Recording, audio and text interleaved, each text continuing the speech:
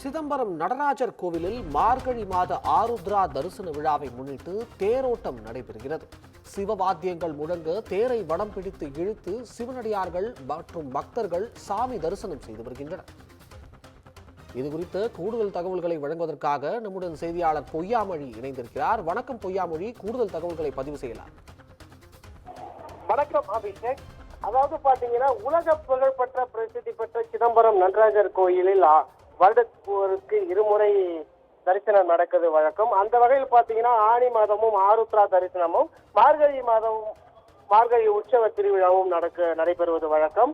அதன்படி பாத்தீங்கன்னா, கொடியேற்றத்துடன் தொடங்கிய பஞ்சமூர்த்தி சுவாமிகளான பல்வேறு வாகனங்களில் வீதி உலா வந்த நிலையில் 8ஆம் தேதி விழாவான நேற்று தேரோட்டம் நடைபெற்று துவங்கியது. அலங்கரிக்கப்பட்ட 5 தேர்களில் விநாயகர், முருகன், சிவபெருமான், சிவகாம சுந்தரி, சண்டிகேஸ்வரர் தாயார் ஆகிய சுவாமிகள் 4 வீதி வழியாக புறப்பட்டனர். இதில் பாத்தீங்கன்னா, பல்லாயிரக்கணக்கான மக்கள்கள் தேரை வடம் பிடித்து இழுத்தனர். தேரோட்டத்தை முன்னிட்டு வெளி மாநிலங்களிலிருந்து பல்லாயிரக்கணக்கான பக்தர்கள் மற்றும் சிவனடியார்கள் சிவசிவா என முழக்கமிட்டு தேரை வடம் பிடித்து இழுத்தனர்.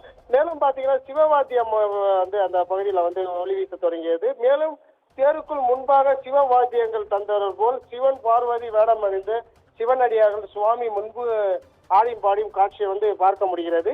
குறிப்பாக சிதம்பரம் நடராஜர் கோயிலில் சிவகாம சுந்தரி தாயார் கருவறையில் இருந்து வெளியே பக்தர்களுக்கு காட்சி அளிப்பது வழக்கம்.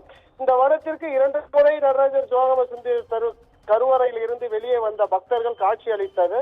அதாவது ஆனி மாதத்தில் ஆனி மஞ்சன திருவிழாவும், மார்கழி மாதத்தில் நடராஜர் சந்திர நட்சத்திரம் திருவாதிரை நட்சத்திரத்தில் ஆருத்ரா தரிசன விழா மிக சிறப்பாக நடைபெறு வருகிறது.